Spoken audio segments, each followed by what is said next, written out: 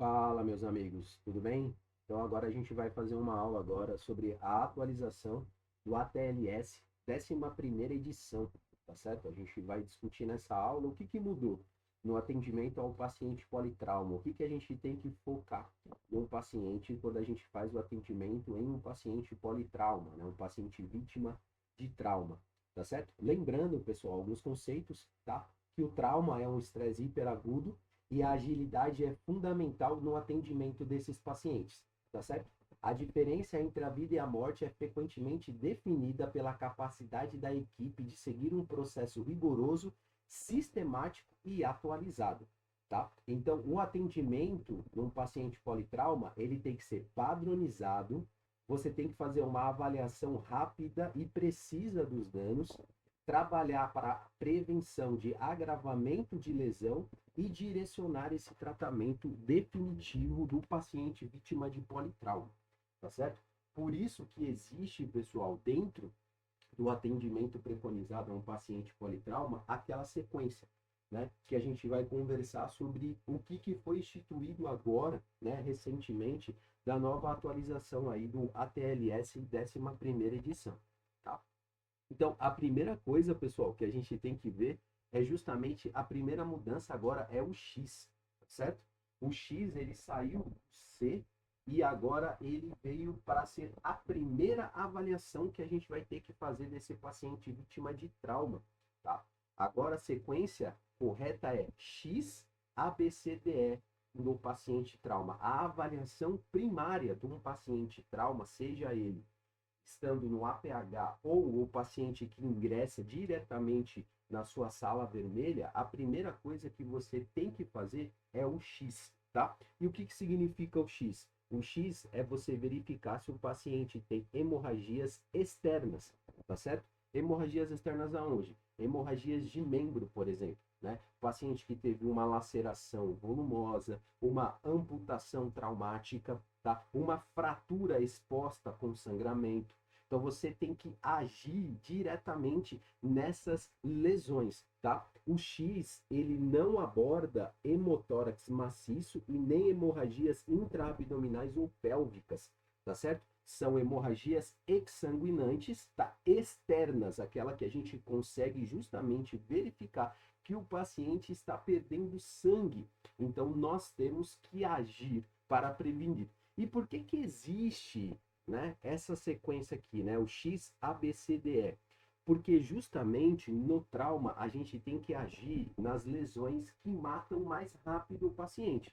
Então o X é a hemorragias exsanguinantes externas, o A é comprometimento de via aérea, o B é ventilação, o C é comprometimento cardiovascular, o D é comprometimento neurológico e o E são lesões externas que não sejam hemorragias exsanguinantes, tá? Então existe essa sequência da avaliação primária porque essas acometimentos que acontecem com o paciente politrauma são o que matam mais rápido. Então, por exemplo, uma hemorragia externa maciça vai matar mais rápido o paciente do que uma complicação de via aérea, por exemplo, né? Uma hemorragia maciça externa vai matar mais rápido do que o paciente que tem uma complicação ventilatória. Então, primeiro você tem que agir no que mata mais rápido o paciente e progredindo para as outras que podem levar um pouco mais de tempo para comprometer a vida do paciente vítima de trauma, tá? Então, quando a gente fala do X, a gente pode fazer 3 tratamentos. O primeiro é a compressão direta, tá? Onde você vai pegar compressas limpas, né, toalhas, o que você tiver disponível e vai fazer primeiro uma compressão direta naquele local, tá? Para justamente verificar se com a sua compressão direta, tá, você consegue estancar a hemorragia. Porém, se tiver sinais de falha, aonde a compressão direta fica ensopada de sangue, quer dizer que ainda tem aquela compressão direta não está fazendo o papel que ela tem que fazer. E aí você pode passar para a segunda linha, que é o empacotamento da ferida. Você vai pegar uma gaze, né, ou uma faixa, você vai introduzindo essa faixa no local da ferida, fazendo uma compressão já direta no local da ferida. E quando você fizer totalmente o preenchimento do local da ferida com uma gaze, tá certo? Aí você aplica uma compressão direta junto, para justamente você conseguir estancar o sangramento. Se depois você não conseguir estancar esse sangramento, nem com uma compressão direta, nem com empacotamento de ferida, aí você tem que lançar a mão de um torniquete, tá? Existem os torniquetes comerciais que se vendem aí pela internet, tá? Que são aqueles que são mais bonitinhos, tal, tem uma alavanca onde você consegue realmente fazer o torniquete, mas se você não tiver disponível esse torniquete, você tem que improvisar. Como que eu faço? Pego aquelas ataduras, né? Deixo uma ponta, aí eu vou enrolando, né? Numa distância entre 5 a 8 centímetros da lesão proximal, né? Sobre a pele, né? Nunca a gente pode fazer um torniquete em cima de uma articulação, então tem que ser de 5 a 8 centímetros da lesão, né? Que está ocasionando esse sangramento. Então eu enrolo uma faixa, aí pego as duas pontas, dou um nó, certo? Um nó cego mesmo. Depois eu pego, por exemplo, na bolsa do SAMU eu tenho a pinça de Magil. Aí eu pego a pinça de Magil, coloco embaixo do nó e vou girando essa pinça de Magil que fica embaixo do nó, tá certo? Até eu conseguir estancar o sangramento do paciente, tá certo? O toniquete, pessoal, ele tem que estancar o sangramento, ele tem que parar a hemorragia. Não adianta você colocar o torniquete só para diminuir o sangramento um pouco. Não, o sangramento ele tem que ser cessado pelo torniquete. Se você não conseguir cessar o sangramento através de uma compressão direta ou do empacotamento de ferida, você vai ter que estancar esse sangramento pelo toniquete. Mas um detalhe importante que eu falo para vocês aqui. Numa amputação, por exemplo, traumática, com sangramento exsanguinante, você não vai ter condições de fazer uma compressão direta ou empacotamento da ferida. Então, às vezes, a primeira alternativa já vai ser direto o torniquete para que você, né, consiga estancar o sangramento. E um outro detalhe, pode ser que somente com um torniquete você não consiga interromper aquele sangramento. Então, hoje o ATLS fala que você pode realizar um segundo torniquete, tá? Com uma distância de 5 a 8 centímetros do torniquete primário, tá? O torniquete secundário também pode ser colocado se você não conseguir, né, estancar o sangramento com o primeiro torniquete que você colocou. Só que tem que se atentar aqui sobre o posicionamento, aonde que tem que estar e a distância, tá? Jamais colocar um torniquete sobre uma articulação, tá certo, pessoal? Uma outra coisa que mudou também no ATLS são as manobras, isso a gente já está falando do A, tá? Que é a abertura de via aérea. Jamais, jamais no paciente com trauma você vai fazer a chin lift, que é a elevação do membro. Por quê? Porque um paciente politrauma pode ter lesão cervical. Se você fizer a extensão da cervical com elevação do membro, você pode agravar ainda mais a lesão cervical do paciente. Então, hoje, o mais recomendado é a down thrust, que é a tração da mandíbula. Você vai tracionar a mandíbula do paciente, tá certo? Para que tenha a abertura da via aérea desse paciente e você verificar se o ruído que você está ouvindo, um estridor, por exemplo, né? Ou a saturação do paciente melhore quando você faz a abertura da via aérea, tá certo? Outra coisa também que a ATLS hoje preconiza é que se o paciente tiver indicação de intubação, que é quando o paciente no trauma tiver um Glasgow menor ou igual a 8, falência respiratória ou uma obstrução iminente, por exemplo, um paciente com queimadura facial ou estridor, antes de você fazer a intubação do seu paciente, você tem que estabilizar o paciente, tá certo? Você tem que fazer uma expansão volêmica, uma pré-oxigenação agressiva, considerar o uso de push dose com vasopressor, que é a epinefrina, que é a adrenalina. Na literatura hoje a gente vê muito relato aí sobre o uso da push dose. Ah, Leonel, e como que a gente faz a push dose? Então presta atenção que eu vou falar para vocês como vocês vão fazer uma push dose, tá? Vocês vão pegar uma ampola de adrenalina, que é 1 miligrama por ml, e vocês vão diluir em 99 de soro fisiológico. E vocês vão escrever lá, solução de adrenalina. Tem que escrever no soro, tá certo? Dessa solução que vocês fizeram, de 1 ml para 99 ml de soro, vocês vão pegar uma seringa de 10 e vocês vão aspirar 10 ml. E vocês vão usar essa seringa, mas não é para fazer a seringa toda de uma vez. Se chama push dose. Você tem que fazer de 10 a 20 microgramas. E como que é isso, Leonel? De 10 a 20 microgramas nessa seringa de 10.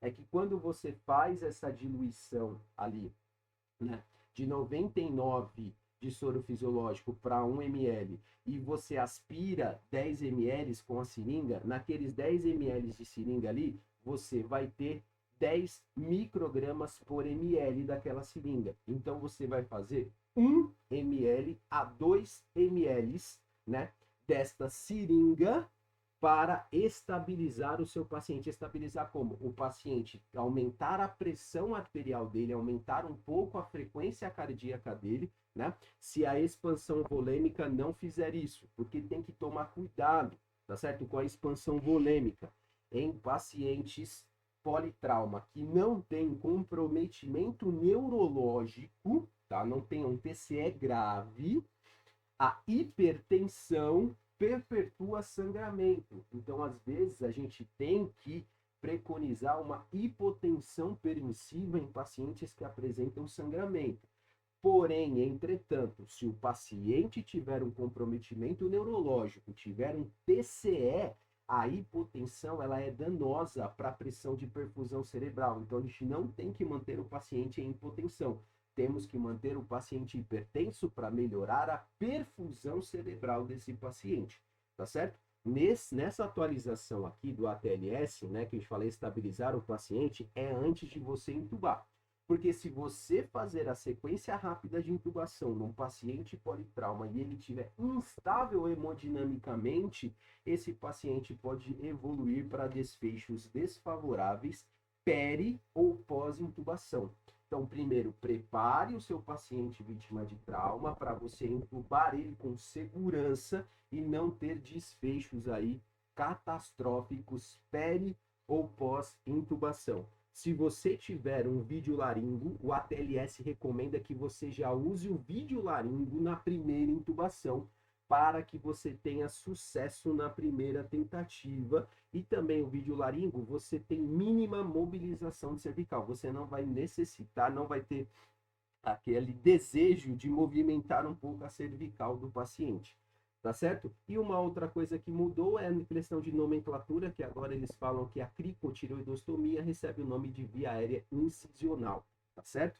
Mas o que a gente tem que se atentar aqui para esse slide é que, né, não fazer o chin lift no paciente para abertura de via aérea e sim a del thrush.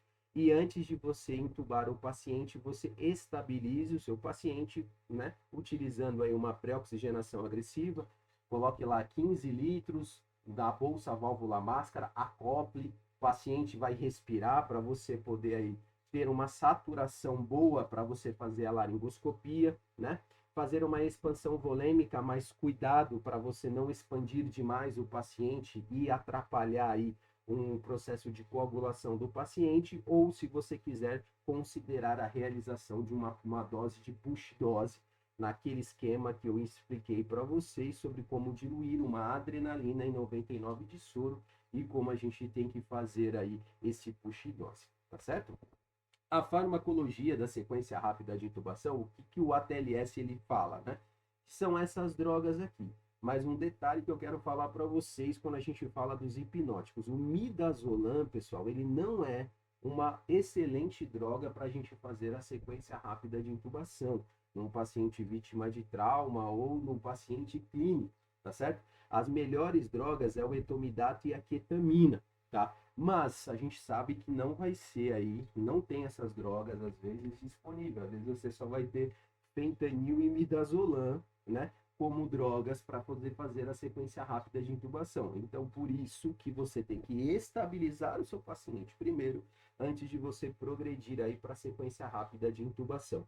tá certo? Agora, se você tiver todas essas drogas aqui, dê preferência para etomidato e ketamina.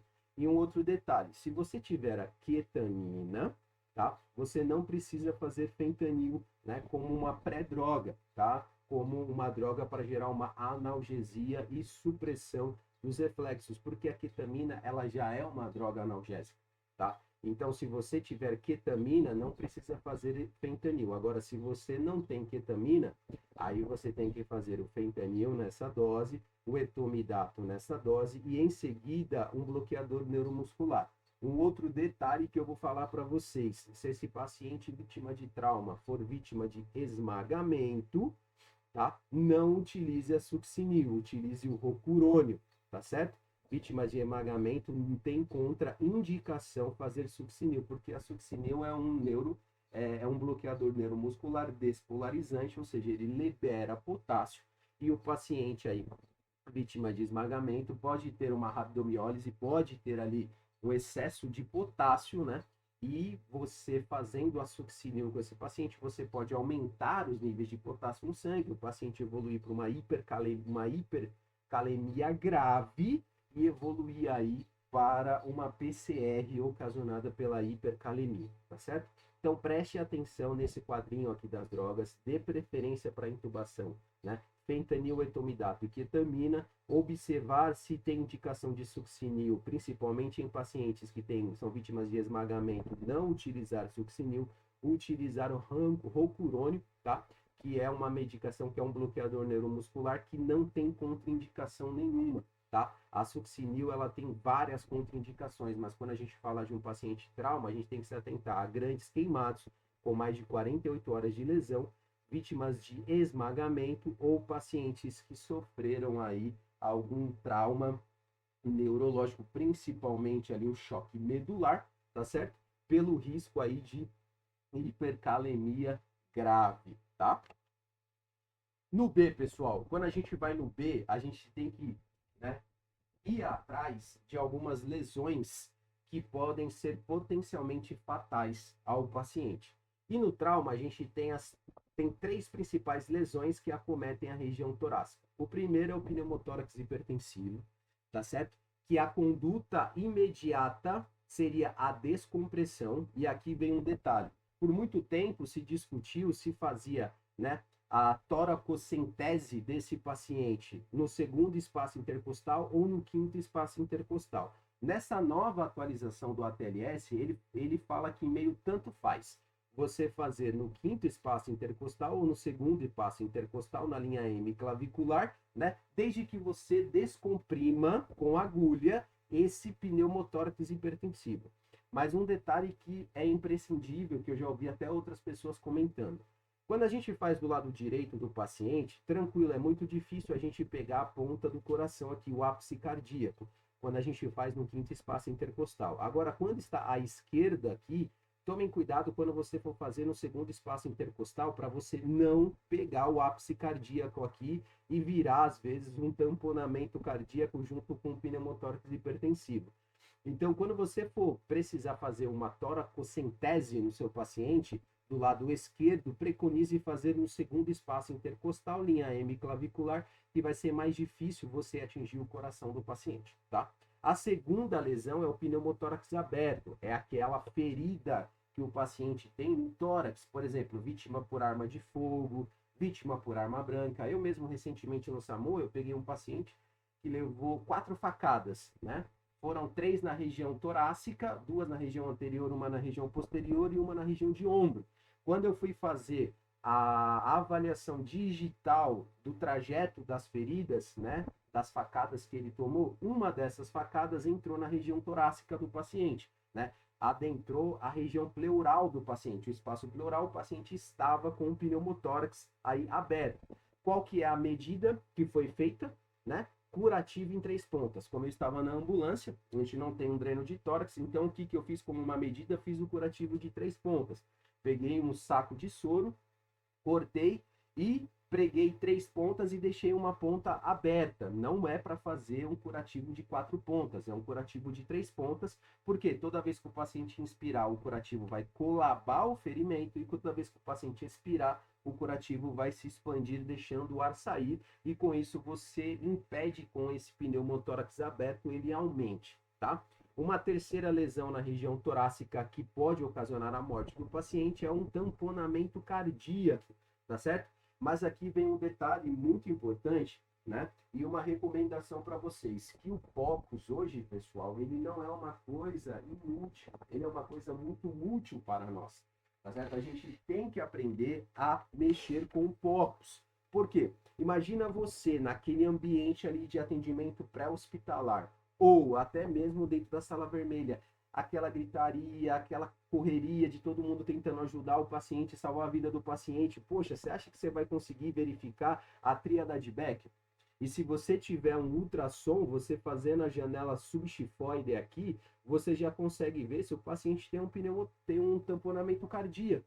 Então, se o paciente tiver um tamponamento cardíaco, a conduta é uma pericardiocentese de emergência. Então, se você já está ali com o ultrassom nessa janela subxifoide aqui, já verificando que o paciente tem um tamponamento, aproveite que você está nessa janela e já faça, tá, a pericardiocentese, porque se você não drenar o tamponamento cardíaco desse paciente, o paciente vai evoluir aí para uma parada cardiorrespiratória. Não se esquecendo que essas 3 lesões aqui, elas fazem parte dos 5 T's, né, das causas de PCR, tá certo? Então, quando a gente fala aqui do item B da avaliação primária do paciente politrauma, a gente tem que pensar principalmente nessas 3 lesões aqui: pneumotórax hipertensivo, pneumotórax aberto e tamponamento cardíaco, tá? Uma outra coisa que mudou no ATLS é que lembra quando a gente fazia aquela classificação sobre grau 1, grau 2, grau 3 e grau 4 do choque hipovolêmico? Então, o ATLS agora mudou. Agora ele não classifica mais daquele jeito, né? Classe grau 1, 2, 3 ou 4. Agora ele fala que é um choque leve, um choque moderado ou um choque grave, tá certo? E o que faz você classificar o paciente, te ajudar na classificação? É o base excess da gasometria do paciente, tá? Quanto mais negativo for o base excess desse paciente, mais agudo está sendo a lesão desse paciente. O paciente pode estar numa acidose, tá certo? Muito aguda, tá? E tem outros parâmetros também, né, que continuam, como frequência cardíaca, pressão arterial, nível de consciência e também a necessidade aí de hemoderivados, tá certo? Ele fala aqui quando você está diante de um paciente com choque grave, que antigamente era classificado como tipo 4, tá? Daquela classificação antiga lá de choque hipovolêmico, a necessidade disso aqui, ó, transfusão maciça, PTM. Poxa, Leonel, o que é isso? Não se preocupe que a gente vai ter uma aula só falando sobre transfusão maciça, tá certo? Por quê? O melhor fluido no paciente vítima de choque hipovolêmico decorrente de trauma é o sangue. Por isso que não adianta você ficar fazendo soro cristalóide, né, em um paciente que está com choque grave. Esse paciente ele precisa de sangue, tá certo? Ele precisa de um protocolo de transfusão maciça se tiver indicação, tá bom? E aqui o ATLS ele fala que a melhor solução, tá certo? É o Ringer lactato, tá? Mas aqui eu coloco um outro parênteses, tá? Se o paciente tiver um TCE grave, tá? A melhor solução fisiológica não é o Ringer lactato, e sim um soro fisiológico, tá certo?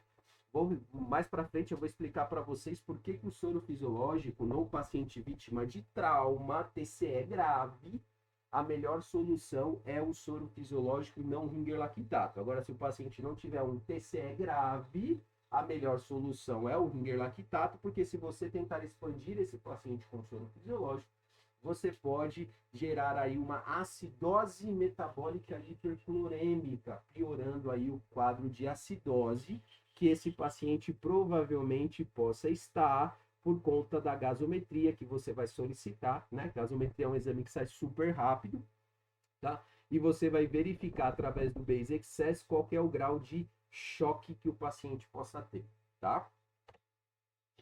E uma outra regra também muito importante para a gente saber, né, verificar o quanto de sangue que esse paciente perdeu, a gente tem que olhar para 5 locais, tá? O primeiro local é o chão.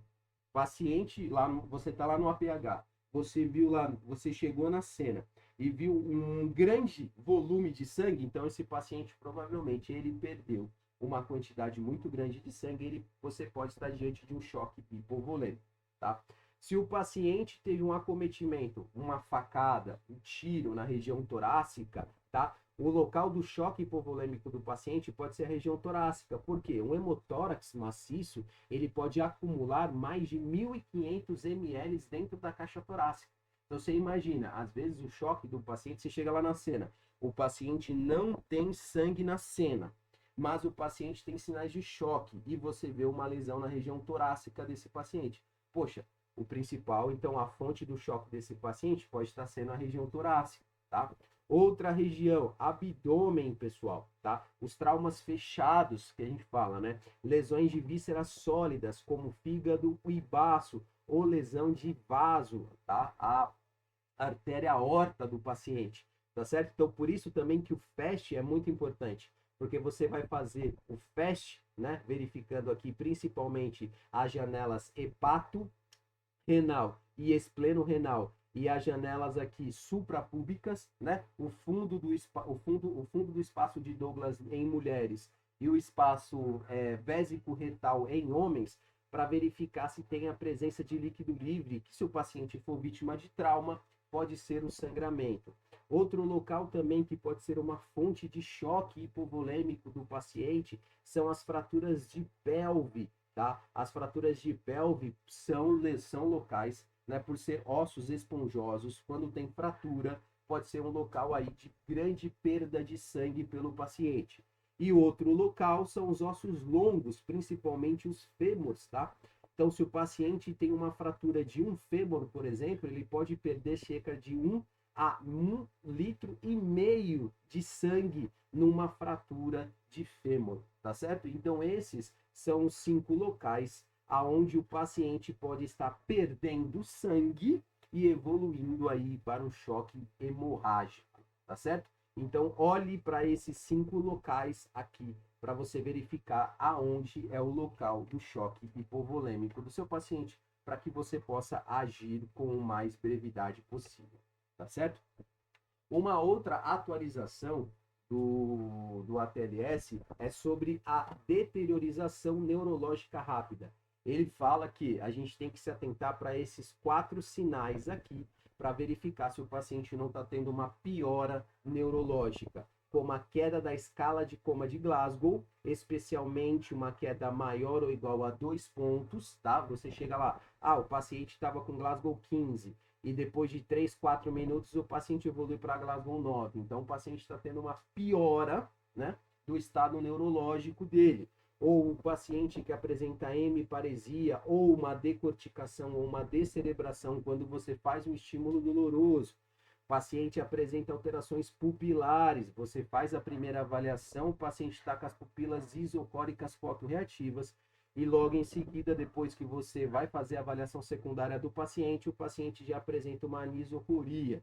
Ou então o paciente está apresentando a tríada de Cush, que é um sinal de herniação cerebral, que é composta de hipertensão arterial associada a uma bradicardia, associada a uma alteração do ritmo respiratório. É aquela respiração de Cheyne-Stokes, quando o paciente faz um período de apneia, depois ele começa com uma respiração um pouco mais superficial, evolui para uma respiração mais intensa, né, e profunda, e aí ele vai diminuindo de novo aquela respiração até que ele entra no estado de apneia e aí ele volta com esse ciclo novamente, tá? Então essa é uma nova atualização aí do ATLS 11, quando ele fala para a gente prestar atenção nos sinais de deteriorização neurológica rápida, que são esses 4 sinais. Queda da pontuação da escala de coma de Glasgow, aparecimento aí de um novo déficit neurológico, alteração de pupila ou a presença aí da tríada de Cush, que é a mais perigosa de todas, que indica aí uma irnação eminente aí cerebral do paciente, tá? E como é uma outra atualização da parte neurológica é sobre as medidas de neuroproteção, tá? Que a gente colocou aqui para vocês, para ficar mais fácil, esse mnemônico aqui de vaca top, tá? Aonde você tem que providenciar para o paciente uma ventilação protetora. O que é uma ventilação protetora? Evitar a hipoxemia, mantendo sempre uma saturação acima de 94, tá? Manter o paciente normocápnico, tá? Você, na gasometria, o paciente tem que manter um PCO2 de 30 a 40. Por quê? Porque a hipercapnia, o excesso de CO2, pode fazer vasoconstrição cerebral e aí piorar a perfusão cerebral do paciente, tá certo? Outro, o A de açúcar, aqui a glicemia, mantendo o paciente sempre glicêmico, com alvo entre 140 e 180 miligramas por decilitro. Cabeceira elevada, tá? Manter a cabeceira do paciente a 30 graus e a cabeça em posição neutra para ajudar na drenagem venosa. Manter o paciente com HB maior ou igual a 7 gramas por decilitro. Manter um paciente normotérmico, tá certo? A oxigenação pela gasometria, manter uma pressão arterial de O2 pelo menos acima de 100 milímetros de mercúrio, tá? Evitar hipotensão a todo custo, porque a hipotensão ela é devastadora para um cérebro lesionado, tá? Então, por isso que você tem que manter uma hipertensão, né? Uma pressão arterial sistólica de pelo menos acima de 100, para você manter uma pressão de perfusão cerebral pelo menos de 60 milímetros. E aqui está o detalhe, por que um paciente que tem um TCE grave, ele precisa do soro fisiológico? O soro fisiológico tem 154 mEq de sódio. Então, a gente precisa manter o sódio do paciente dentro da normalidade, tá certo? Então, por isso que em pacientes vítimas de TCE grave, a solução cristalóide mais indicado, tá, é o soro fisiológico. E a terapia osmótica para você evitar, né, um edema cerebral desse paciente é com manitol a 20% na dose de 0,25 a 1 grama por quilo EV em 15 e 30 minutos. Você pode fazer ali, deixar em bolos esse manitol, mas tome cuidado, porque o manitol, ele também tem sódio, tá certo? Então, às vezes, você tem que tomar também cuidado com uma hipernatremia grave do paciente, tá? Ou, se você não tem manitol, você preparar a solução hipertônica, né?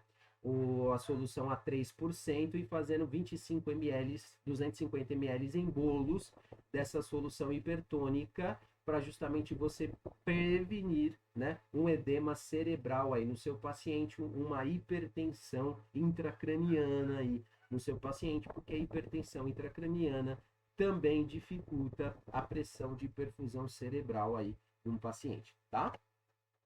E no E, pessoal, é a exposição, tá, do paciente, mas quando a gente expõe o paciente, a principal recomendação do ATLS-11 é que a gente evite a hipotermia, tá? Não se esqueça que a hipotermia também faz parte dos 5Hs da PCR. Tem pacientes que param por hipotermia. Então, às vezes, uma vez na rodovia eu fui atender um paciente e ele estava com a roupa toda encharcada, né, toda molhada, porque tinha chovido, né? Então a gente retirou toda a roupa do paciente, cobriu o paciente com duas mantas térmicas, porque ele relatava muito frio. Então a gente cobriu o paciente com 2 mantas térmicas, a gente tirou toda a roupa molhada do paciente, né? Para justamente a gente prevenir aí a hipotermia, porque a hipotermia é uma causa de PCR, mas também a hipotermia faz parte da principal complicação, tá? Que chama tríade letal do trauma, mas eu coloco um adendo aqui para vocês, e vocês acrescentarem agora a hipocalcemia, tá? Que, ou seja, é a diminuição do cálcio iônico, tá? Na tríade letal do trauma, aonde a hipotermia, uma acidose e a coagulopatia são complicações que podem matar o paciente. Então, você tem que evitar a hipotermia.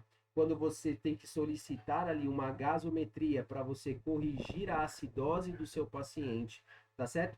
E também tem que pedir também coagulograma, principalmente fibrinogênio, INR do paciente, para você verificar como que está o a coagulograma desse paciente, para prevenir essa tríade letal do trauma e, consequentemente, também solicitar um cálcio iônico para esse paciente. Por quê, pessoal? Porque se você precisar fazer né, o protocolo de transfusão maciça, você também tem que corrigir o cálcio do paciente. Não se esqueça que o cálcio é um elemento, né, da nossa cascata de coagulação, tanto intrínseca como extrínseca, e ele tem que estar presente para ativar os fatores de coagulação. Se você não tiver cálcio, você não vai ativar a cascata de coagulação do seu paciente. Então não adianta você fazer o protocolo de transfusão maciça, tá? Mas não se preocupem que a gente vai ter uma aula aí também sobre transfusão maciça, tá certo? E aqui nas avaliações secundárias, tá? Depois que você fizer toda a avaliação primária no seu paciente, você vai partir para a avaliação secundária, que é uma avaliação mais detalhada. Aí você vai avaliar com mais tranquilidade após você estabilizar o seu paciente vítima de trauma, né?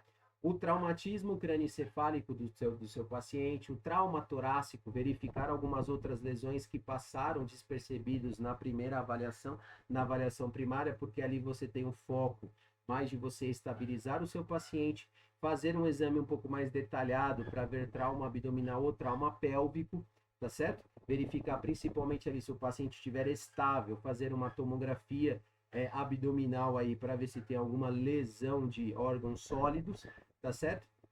O FAST vai ajudar você a verificar depois que você estabiliza o seu paciente. Se o paciente tem líquido livre na cavidade abdominal, né? Se o paciente tem líquido livre na cavidade abdominal, já é indicação de você fazer, de indicação de laparotomia, né? Para verificar a fonte desse sangramento, tá certo? E também verificar ali os traumas cervicais, tá certo? Então, essas avaliações mais detalhadas aqui, pessoal, é na avaliação secundária, depois que você realizou o XABCDE do seu paciente, depois que você estabilizou o seu paciente. Porque como é que você vai fazer uma avaliação secundária num paciente morto, né? Não tem como você diagnosticar um paciente morto. Então, o foco da emergência é primeiro estabiliza, depois diagnostica, tá? Porque a gente não faz diagnóstico em paciente morto. Por isso que existe a avaliação primária para você estabilizar o seu paciente e aí sim a avaliação secundária para você fazer o diagnóstico desse paciente, tá certo? Uma outra coisa também que mudou, pessoal, no ATLS, no 11, é em relação aqui sobre os grandes queimados, tá? Antigamente, a fórmula lá de Parkland, né, era ou você fazia com 2 ml ou você fazia com 4. Agora, o ATLS, ele colocou como regra você fazer, se o paciente é o paciente com queimadura, tá? Queimadura por fogo, queimadura térmica, você vai fazer a fórmula com 2 ml vezes o peso, vezes a superfície corporal queimada, para você saber o quanto de solução você vai infundir agora em 16 horas. Antigamente a gente dividia em 6 horas e depois em 8 horas, né? Agora não, agora ele fala que a gente tem que fazer ao todo em 16 horas, tá certo? Uma outra coisa que ele mudou também foi quando você fala sobre crianças, tá? Criança, você tem que fazer a 3 ml vezes o peso da criança vezes a superfície de área queimada. E se o paciente for vítima de queimadura elétrica, você tem que fazer 4 ml vezes o peso, né, vezes a superfície corporal queimada, porque as queimaduras elétricas, elas não queimam por fora, elas queimam por dentro, né? Então o paciente tem mais risco aí de evoluir para rabdomiólise, tá? E a monitorização, eles dão preferência que você faça a monitorização rigorosa do débito urinário desse paciente, aonde o paciente tem que ter um débito urinário de 0,5 a 1 ml por quilo hora, tá? Quando a gente fala aí em adultos, tá certo? Quando você faz a expansão volêmica de um paciente ali grande queimado, tá certo? Então se atentem, pacientes com queimadura térmica, adultos, queimadura térmica em adultos, fazer a fórmula com 2 ml hora e correr em 16 horas. Se for criança, 3 ml hora, correr em 16 horas. Se for queimadura elétrica, 4 ml, correr em 16 horas. Tá certo? Aqui eu deixei um exemplo para vocês verem como vocês fazem, né? Num doente de 70 quilos, com 50% de área de superfície corporal queimada, onde você faz na 2 vezes 70 vezes 500, vezes 50, né? Que ele teve 50% da área queimada. Isso vai dar aí 7.000 ml. Quando você divide 7.000 por 16, que é as horas, você tem que fazer na bomba 437 ml hora dessa solução aqui, desse volume total, porque em 16 horas você vai conseguir correr 7.000 ml, tá? Então, pessoal, para fechar aqui nossa aula, quais são os princípios fundamentais aí do trauma, né, do atendimento ao paciente trauma? Primeiro, o X salva vidas, sempre procure hemorragias exsanguinantes, tá?